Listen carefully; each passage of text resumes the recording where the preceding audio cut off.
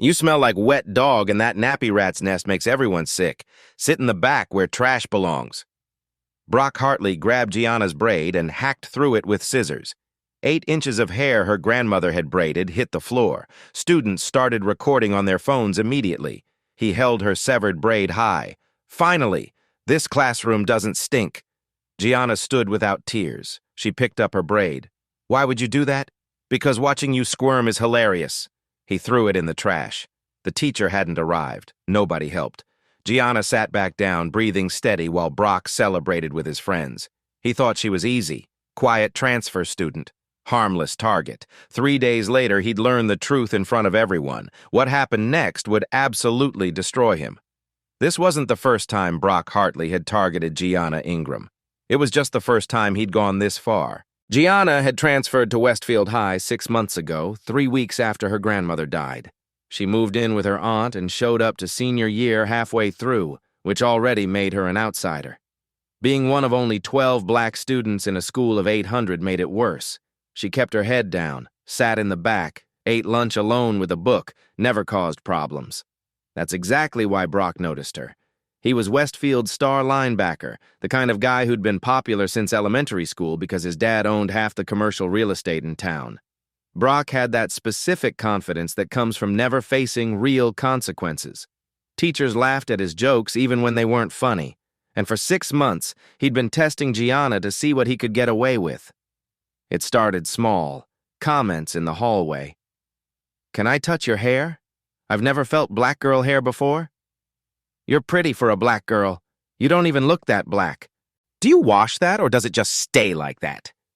Gianna ignored him every time. Earbuds in, volume up, keep walking. She learned early that responding only made it worse, but silence to someone like Brock looked like permission. The comments got bolder. He started saying them louder, making sure other students heard. Some kids laughed. Most looked uncomfortable and said nothing. A few, like Tessa Murray, whispered that it was messed up, but nobody said it loud enough for Brock to hear. Mrs. Caldwell would occasionally interrupt with "Brock, that's enough," before returning to the lesson. She never sent him to the office, never called his parents. So Brock kept going. 2 weeks ago, he knocked Gianna's textbook off her desk. Last week, he asked if she was related to the janitor. 3 days ago, he told her to sit in the back because the sun might burn you darker. Every time, Gianna stayed quiet. Every time, Brock got more confident. This morning started like any other Monday. Gianna arrived at Mrs. Caldwell's history class 15 minutes early. She sat in her usual seat by the window, pulled out her physics textbook, and put her earbuds in. She had an exam next period. Get through senior year, get into college, get out. That was the plan. The classroom filled around her. Tessa came in with friends and sat 3 rows ahead. Dax and Wyatt, Brock's closest friends, took seats near the door. Other students filtered in, laughing about weekend parties. Gianna kept her eyes on her textbook when she felt someone standing next to her desk. She looked up. Brock stood there with that smile he wore when he was about to say something he thought was clever. Dax and Wyatt were behind him, phones already out. Gianna pulled out one earbud. "Can I help you?" "Yeah. Serious question. No judgment." Brock leaned against her desk. She waited. "Do you people actually wash your hair? Because I've been sitting 2 rows up for 6 months and I swear I can smell it." A few students laughed. Most went quiet. Tessa looked back with sympathy but didn't say anything. Gianna's hand tightened on her textbook. Her breathing stayed even, 4 counts in, 4 counts out. The way her grandmother taught her when she was young and struggling to control her temper. "I wash my hair. Can you move? I'm studying." "See? I ask a simple question and she gets defensive. Why is it always like that?" "Maybe because your question was disrespectful," Gianna said quietly. "Disrespectful? I'm curious about cultural differences. That's called being educated." Wyatt laughed from the doorway. "Bro, you're gonna make her cry." "I've never cried," Gianna said. "Yeah, exactly. That's weird. Normal people show emotions. You just sit here like a robot." He reached out suddenly and grabbed her braid. Gianna jerked back, but he held it. "Look how thick this is.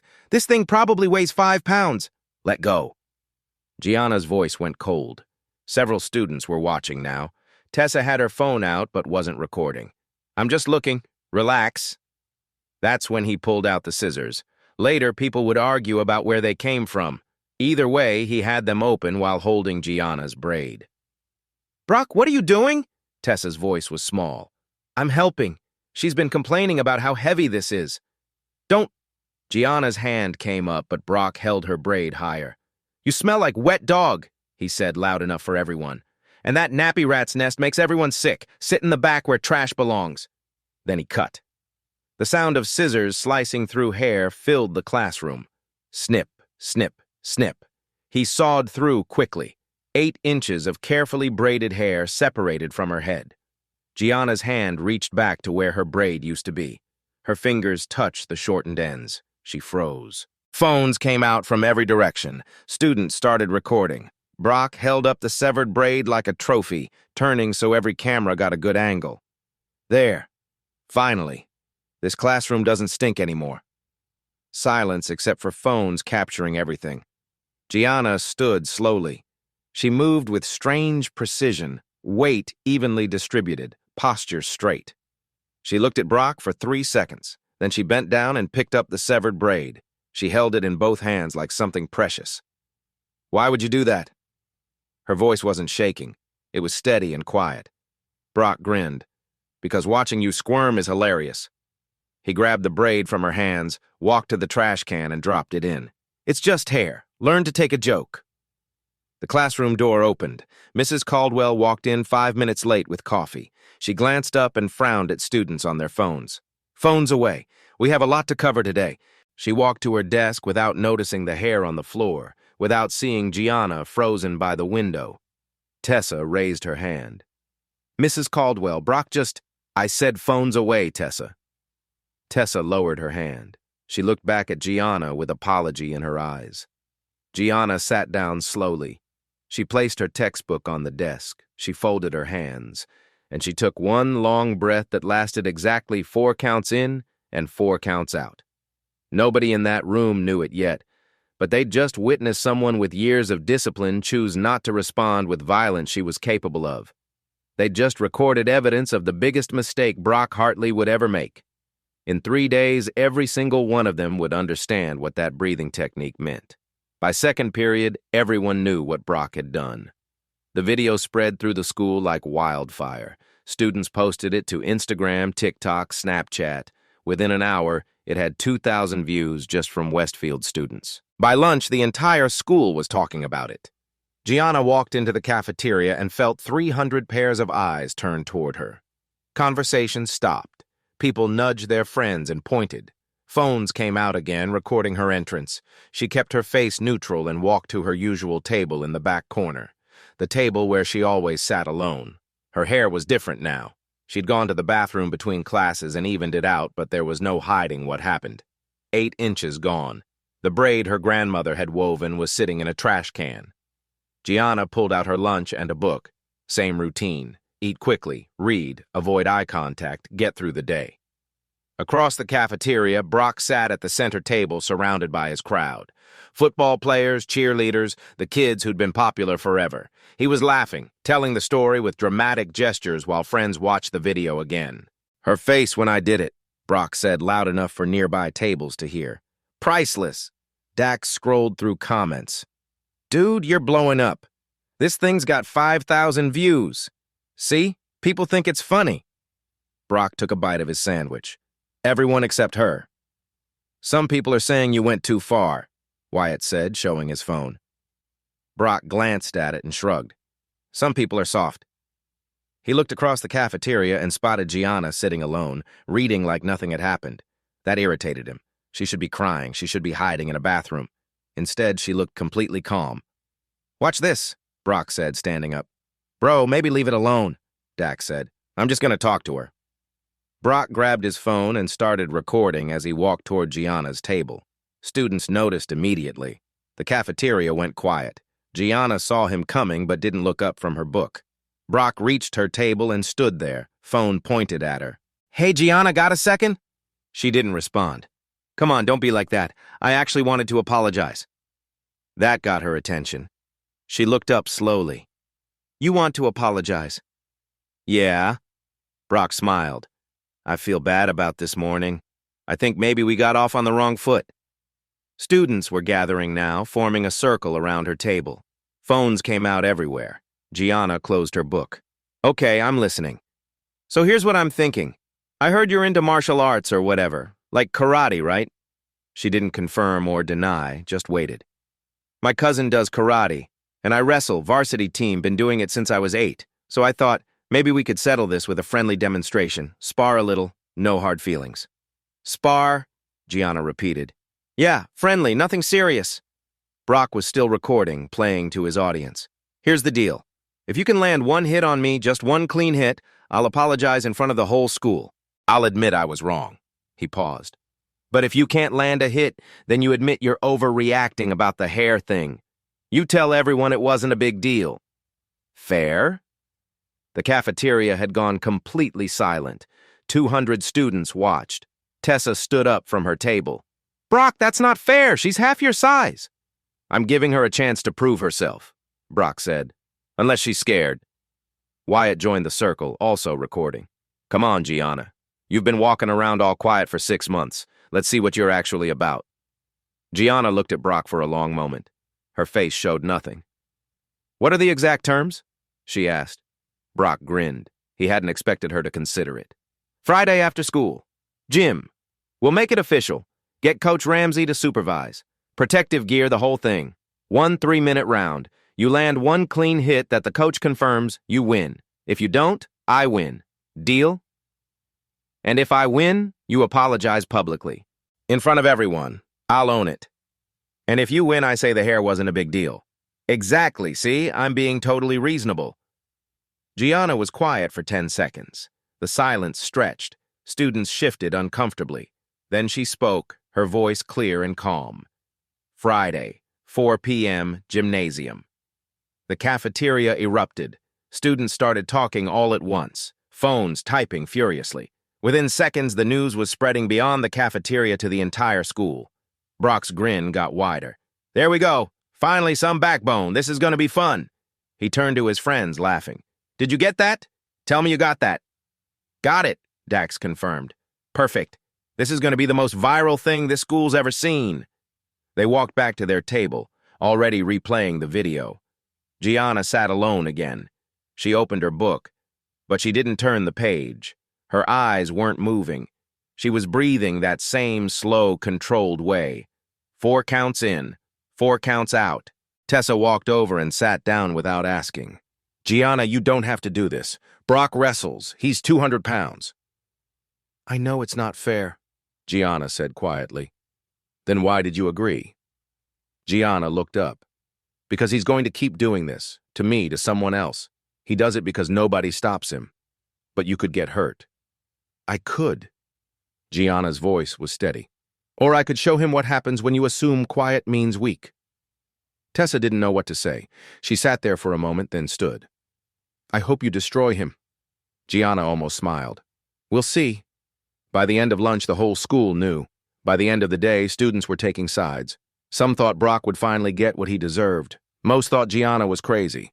The video of Brock cutting her hair had 5,000 views. The video of her accepting his challenge had 10,000. Someone created a hashtag, Gianna vs. Brock. Someone else started a poll. 83% voted for Brock. The comments were brutal. She's gonna get destroyed. This is embarrassing to watch. Brock wrestles varsity. She doesn't stand a chance. A few comments defended her. Maybe she knows something we don't. Quiet people are quiet for a reason. I've never seen her react to anything. That's either really weak or really dangerous. But those were drowned out by predictions she'd lose. Gianna saw all of it. She scrolled through comments after school, sitting in her aunt's car. She read every prediction that she'd lose, every comment calling her stupid. Then she put her phone away. She had 3 days until the entire school would pack into the gymnasium.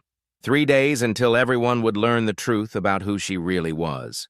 3 days to prepare for the most important lesson she'd ever teach. Vice Principal Ashford heard about the challenge before the final bell rang.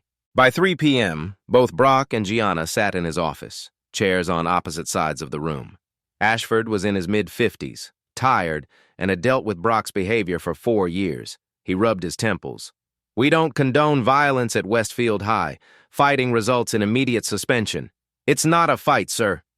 Brock leaned forward, all respectful energy. It's supervised sparring for conflict resolution, educational purposes. Educational purposes, Ashford repeated flatly.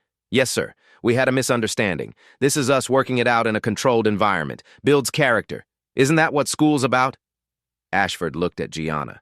Is this what you want? Yes, she said. You understand he's significantly larger. He has wrestling experience. I understand. And you still want to do this? Yes. Ashford sighed. Brock's father was on the school board. This was already viral. If he shut it down, angry parents would call about censorship. If we allow this, it's done properly. Coach Ramsey supervises. Protective gear mandatory. First clean body shot ends it immediately. Coach has final say.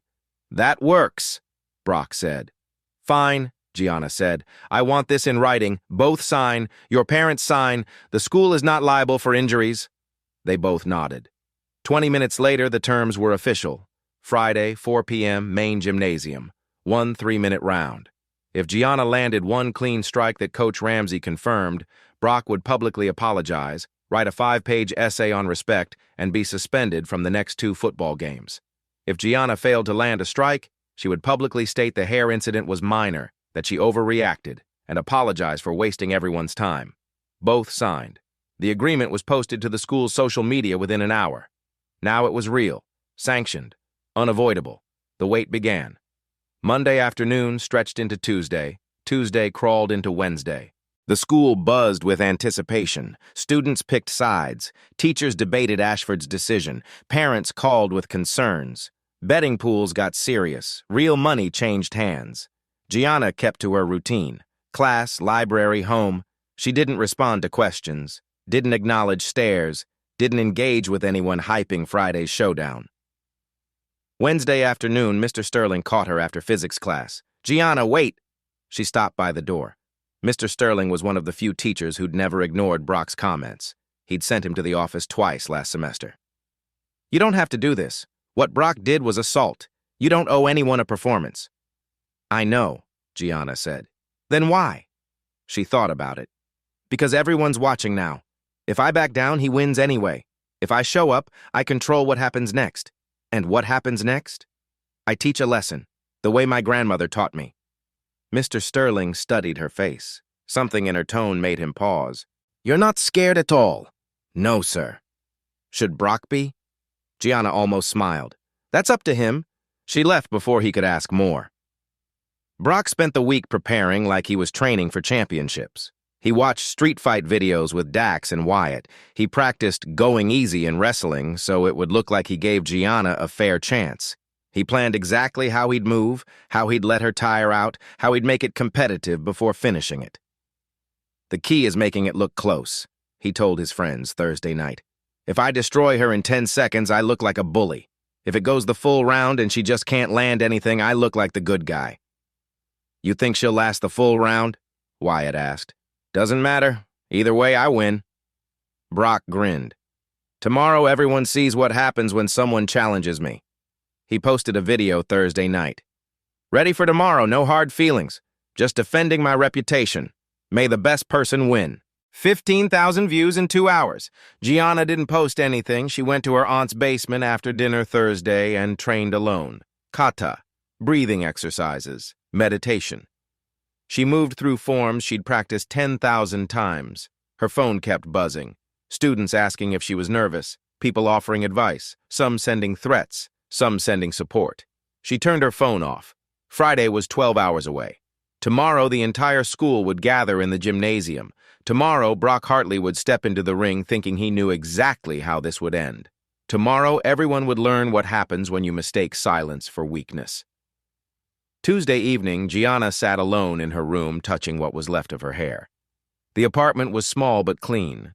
Her aunt worked late shifts at the hospital, so most nights Gianna had the place to herself. Her room was simple. Bed, desk, bookshelf, but one wall was different. Photos covered it, newspaper clippings, certificates, tournament brackets, podium photos, a girl in a white G holding medals. The images were faded, tucked in the corner where visitors wouldn't notice them. Gianna hadn't looked at that wall in months. Tonight, she stood in front of it. There was her grandmother, Althea, standing next to 10-year-old Gianna at her first tournament, both smiling with pride. Another photo, Gianna at 14, mid-kick, face fierce with concentration and power.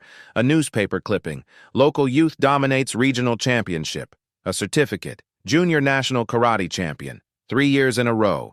Gianna traced her finger over her grandmother's face in the photo. 8 months since pancreatic cancer took her. 8 months since Gianna's entire world collapsed. Her parents died in a car accident when she was 8. Grandmother Althea raised her alone after that, taught her everything, how to braid her hair on Sunday mornings, how to stand straight when the world pushed down, and how to fight. Althea put Gianna in karate at age 9. You've got fire in you, baby. We need to teach that fire some discipline before it burns you up. Gianna was angry back then. Angry about her parents, angry at everything.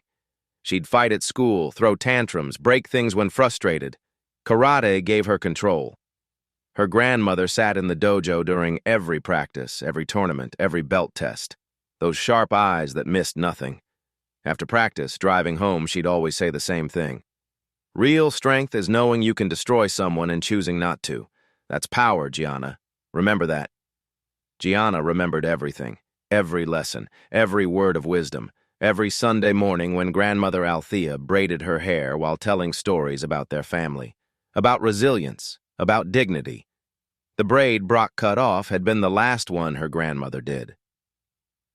2 days before she died, weak from chemo but determined, Althea called Gianna over. "Come here, baby. Let me do your hair one more time." Gianna sat on the floor between her grandmother's knees like she'd done 1,000 times before, felt those familiar hands sectioning and weaving with practiced care. "You're going to be fine without me," Althea whispered. "You're strong, stronger than you know." "I don't feel strong," Gianna said. "That's because you're measuring wrong. Strong isn't about muscles or wins. Strong is choosing grace when you have every right to choose violence." 3 days later, she was gone. Gianna moved to Westfield to live with her aunt, left behind her dojo in her hometown, left behind her sensei who'd trained her since she was 9, left behind her friends, her team, her identity as a 3-time national champion. She packed her medals in a box and never took them out again. She stopped training publicly, stopped competing, stopped being that person entirely. At Westfield, nobody knew who she was. Nobody knew what she could do. That felt safer somehow. She wanted to be invisible, get through senior year without drawing attention, without explaining about her grandmother or her parents or why she looked sad sometimes.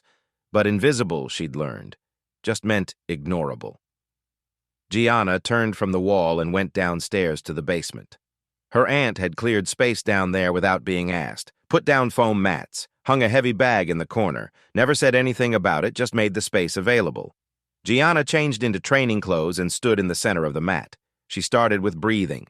4 counts in, 4 counts out. The rhythm her sensei drilled into her from day one. The rhythm that controlled everything else. Then she moved into kata. Forms she'd practiced 10,000 times. Each movement precise, economical, no wasted energy. Her body remembered even when her mind didn't want to. Her phone buzzed on the bench. Another message. Another video of Brock talking about Friday. Another comment calling her stupid. She ignored it and kept training. An hour passed. Her aunt came home from her shift and called down the stairs. "Don't stay up too late, honey." "I won't." But Gianna trained for another hour after that. She worked the heavy bag. Palm strikes, elbow strikes, kicks. Each one controlled, measured, perfect. The calluses on her knuckles had softened over 6 months of not training seriously, but they were still there. The muscle memory was still there. Everything was still there. She just hadn't used it.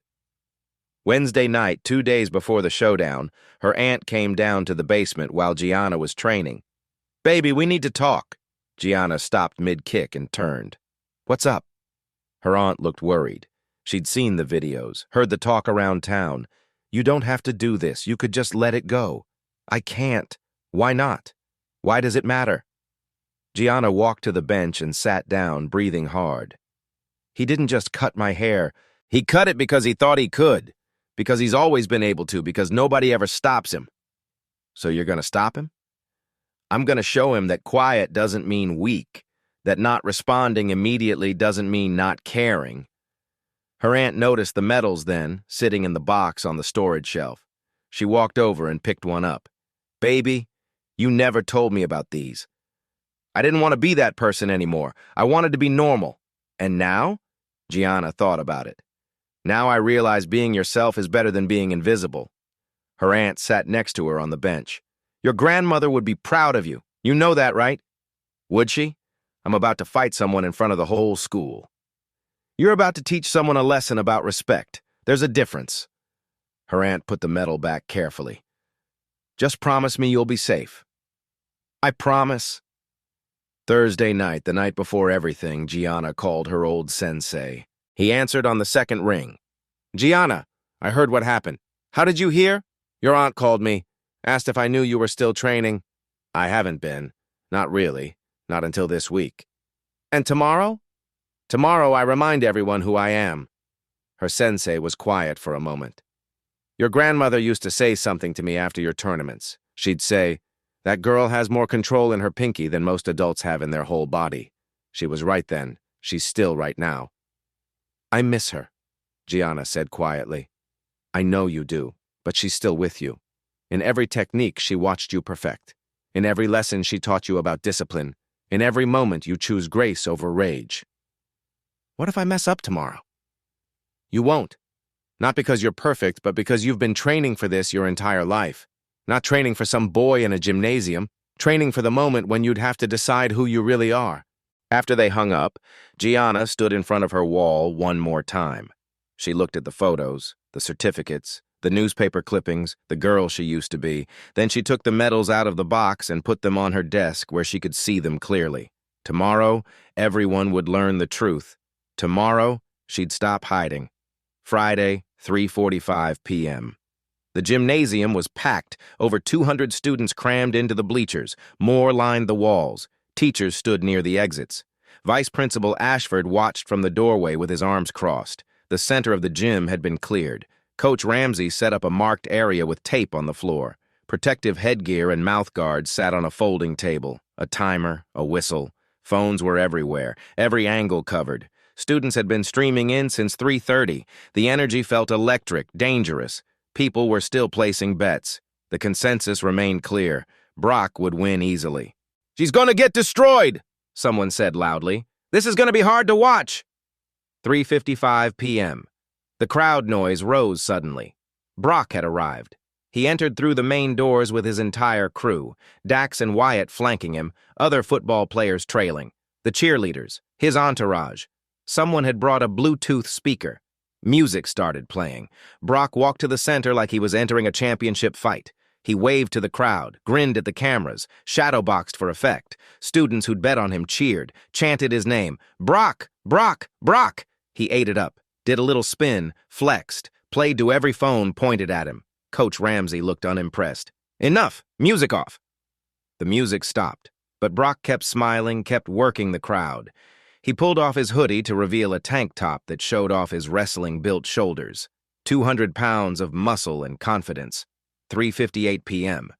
The gym doors opened again. Gianna walked in alone.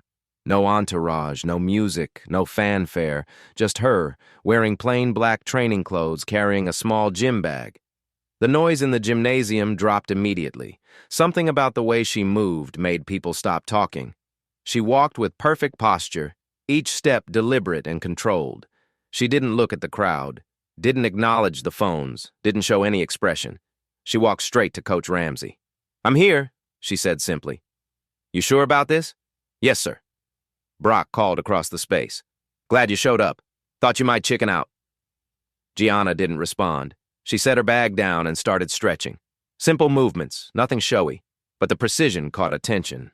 The way she moved was different, economical. No wasted motion. Coach Ramsey called them both to the center. Listen up, I'm in charge here. This ends when I say it ends. They both nodded.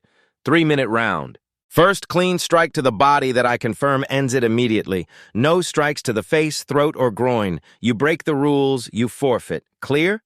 Clear, Brock said. Clear, Gianna said. Protective gear on. They both geared up.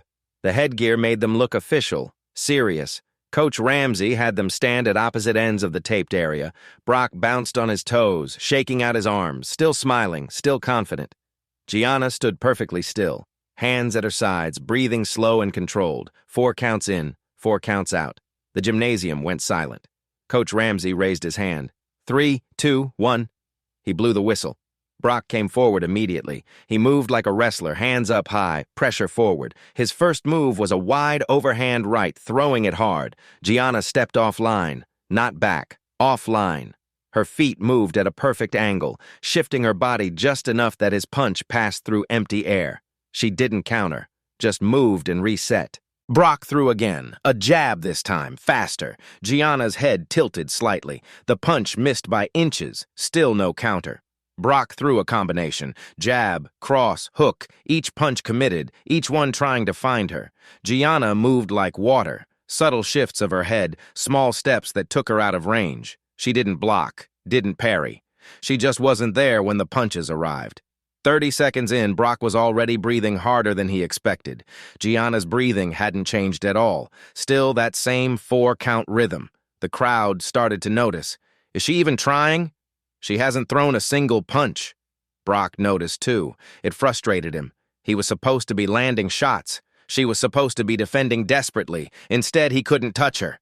He threw harder, faster, a spinning back fist that would have knocked her out if it landed. Gianna ducked under it smoothly. Still no counter. 1 minute in. Brock was sweating now, his breathing getting heavy.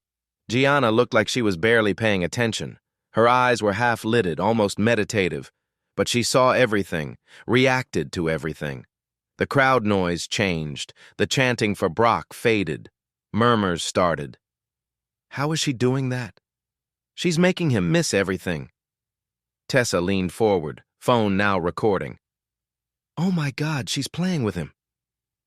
Brock heard some of the comments. It made him angrier. He abandoned technique and just threw everything. Wild hooks, haymakers, desperate combinations. Gianna kept moving, kept evading. Her footwork was surgical, always at the perfect angle, always just out of range. At one point, she stopped moving entirely, just stood there, hands at her sides. Brock threw a massive overhand right with everything he had. Gianna swayed.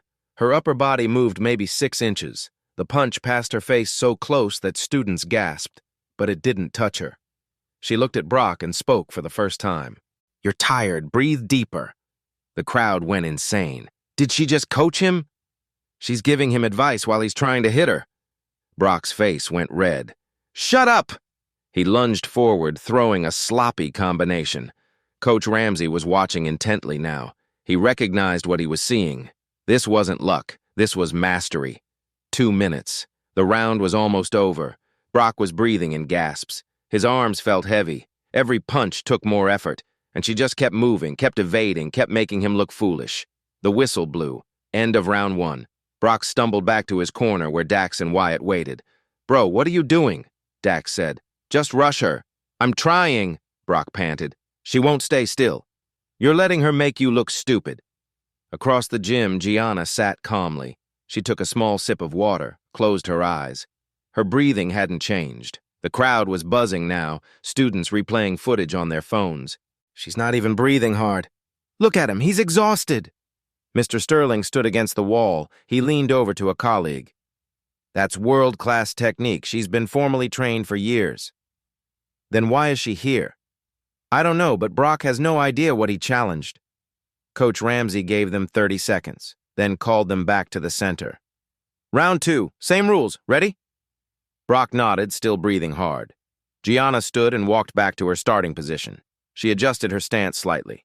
Traditional karate stance, weight slightly forward, hands positioned differently. She was done demonstrating.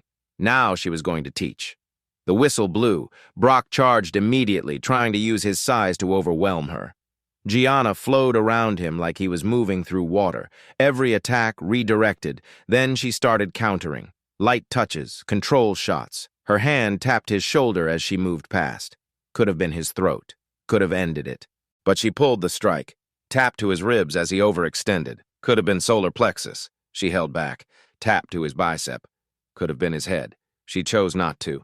Each touch was a statement. Each one said clearly, I could end this whenever I want.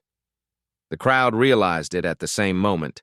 The noise changed from entertainment to something else. Awe, respect. She's a professional. She's been going easy on him the whole time. She could have finished this in 10 seconds.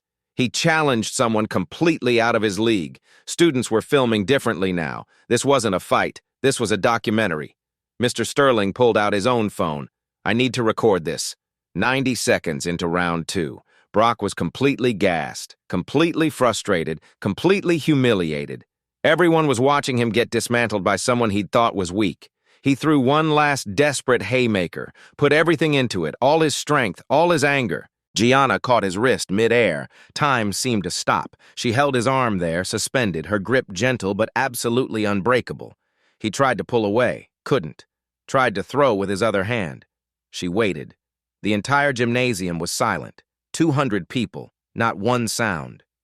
Gianna looked Brock directly in the eyes.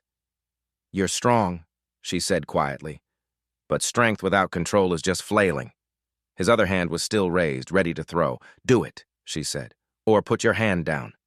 His arm trembled, from exhaustion, from emotion, from the weight of everyone watching. Slowly he lowered his hand. His legs gave out, not from any hit, from exhaustion, from reality crashing into him. He sank to his knees. Gianna released his wrist gently. Coach Ramsey blew the whistle. Match over. Winner, Gianna Ingram. But there was no celebration, no triumphant music, just silence and the sound of 200 students trying to process what they'd just witnessed. Brock stayed on his knees. His chest heaved. Sweat dripped onto the gymnasium floor. His hands were on his thighs because his legs couldn't support him anymore. The entire school watched in silence. Gianna stood in front of him, still in her stance, still breathing controlled, like the last 3 minutes hadn't affected her at all. Coach Ramsey stepped forward. "Match is over. Winner by—" "Wait!" Gianna's voice cut through the silence. Gianna looked down at Brock. "Stand up." Brock looked up, exhausted. "I can't." "Yes, you can. Stand up." Something in her tone wasn't cruel. It was firm but not unkind. Brock struggled to his feet, swaying slightly, completely spent. Gianna studied him. Then she spoke loud enough for everyone. "You challenged me because you thought I was weak. You cut my hair because you thought I wouldn't respond. You've done this to others because you've never faced real consequences." Brock didn't argue, just stood there breathing hard. "I could have hurt you, badly, in the first 10 seconds. I could have ended this before it started." The gymnasium stayed silent, every phone still recording. "But that's not what strength is. That's not what my grandmother taught me." Her voice softened slightly, but still carried to every corner. "She taught me that real strength is knowing you can destroy someone and choosing not to. Real strength is showing mercy when you have every right to show none." Brock's eyes were on the floor now. "So I'm going to ask you a question. And I want you to answer honestly, not for me, for everyone here, for yourself." She waited until Brock looked up. "Why did you cut my hair?" The question hung in the air. Brock opened his mouth, closed it, tried again. "I thought it would be funny." "That's not why. That's the excuse. Why did you really do it?" Brock was quiet for a long moment. The silence stretched, heavy. Then finally, the truth. "Because I could," he said quietly. "Because nobody stops me. Because my dad's on the school board and teachers don't do anything and everyone just laughs." His voice cracked. "Because I thought you wouldn't fight back. I thought you were easy." The gymnasium was so quiet you could hear breathing. Gianna nodded slowly. "You're right. Nobody stops you. Teachers see it and do nothing. Students see it and say nothing. You forgot it was wrong." She took a step closer. "But here's what you didn't know. Quiet doesn't mean weak. Kind doesn't mean pushover. And not responding immediately doesn't mean not caring." Brock looked at her, really looked, for maybe the first time. "Who are you?" he asked. The question came out broken, genuine. "I'm someone who's been training in karate since I was 9. Someone who's won 3 consecutive junior national championships. Someone who competed at the Pan American Youth Games." She watched his face process that. "But more than that, I'm someone who lost her grandmother 8 months ago. Someone who moved here trying to be invisible." Her voice got quieter. "That braid you cut? My grandmother braided it 2 days before she died. It was all I had left of her. You threw it in the trash like it was nothing. Brock's face crumbled, the weight finally hitting him completely. I didn't know. I'm so sorry. You didn't need to know who I am. You just needed to know I'm human. That's the lesson here. Coach Ramsey stepped forward. Match is officially over. Winner Gianna Ingram. Brock looked at Gianna one more time. I really am sorry. Not because you beat me, because of what I did. He looked at the crowd. Some students looked away. Gianna took off her headgear. You can still choose to be better, starting now. The gymnasium stayed silent. Then slowly, someone started clapping. Tessa standing in the front row. Another student joined, then another. Within seconds, the entire gymnasium was applauding, not for the fight, not for the victory, for the lesson. The applause faded as students realized what was about to happen. Dax was scrolling on his phone in the bleachers. His face went pale. Holy shit, look at this. Students around him leaned in, then pulled out their phones. Within seconds, whispers spread through the gymnasium. No way. That's her? Dax stood up. Gianna Ingram, junior national karate champion, 3 consecutive years, gold medal at Pan American Youth Games.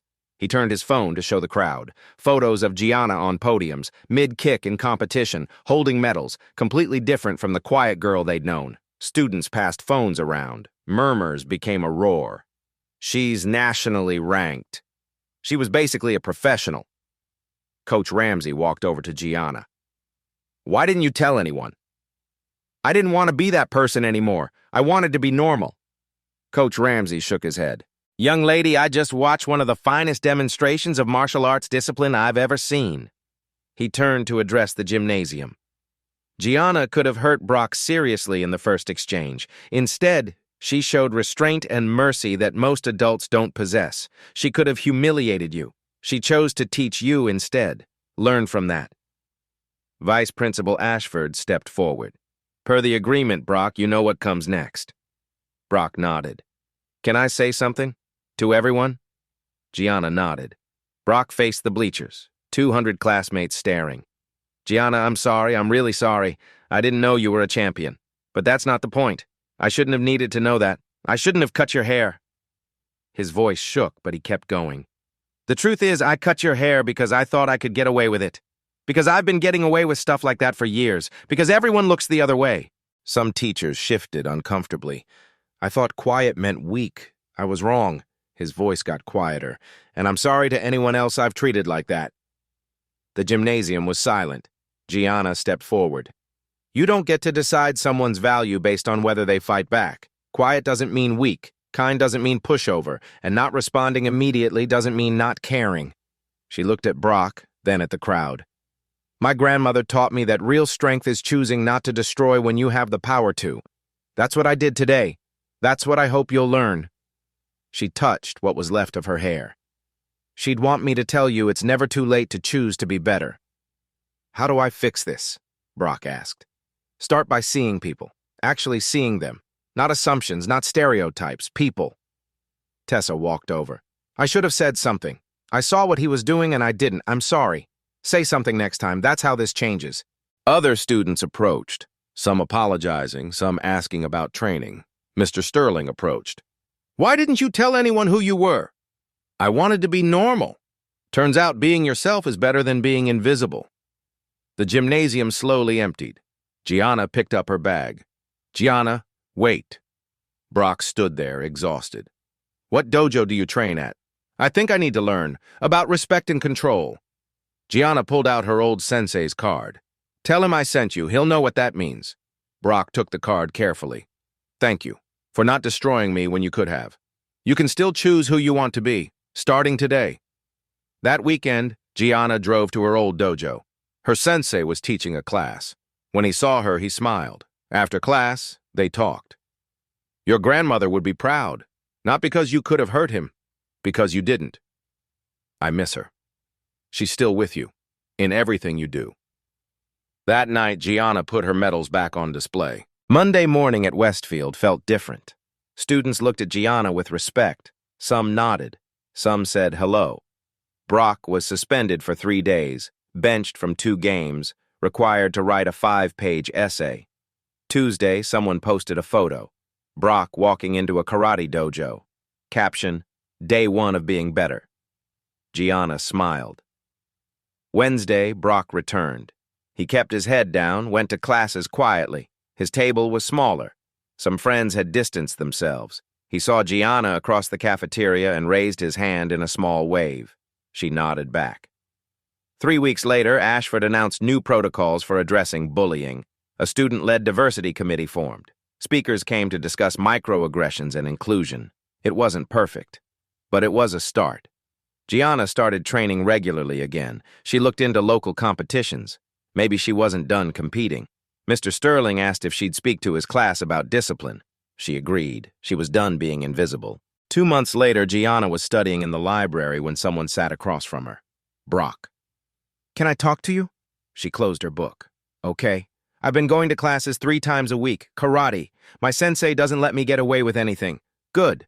I wrote letters. To people I've hurt. Some wrote back. Some didn't. But I sent them." Gianna nodded. "I know sorry isn't enough. I can't undo what I did, but I'm trying every day. That's all anyone can do." Brock stood to leave, then turned back. "Your grandmother sounds amazing. I think she'd be proud of you." Gianna felt her throat tighten. "Thank you." After he left, she thought about her grandmother, about the lessons taught, about choosing grace over rage. She pulled out her phone and looked at their photo from her first tournament. "I hope you're proud, Grandma," she whispered. Somewhere, she felt like her grandmother was smiling. The story didn't end with a fight in a gymnasium. It ended with a lesson that rippled outward, with one girl choosing mercy when she had every right to choose violence, with one boy taking first steps toward becoming better, with a school that would never look at quiet the same way again. Sometimes the hardest fights are the ones where you choose not to swing, and sometimes those are the ones that actually change things. This isn't the end of the story. It's the beginning of what happens when truth meets visibility. At Beat Stories, we believe exposure is the first step to transformation. Subscribe and stay tuned, because the next story might be yours.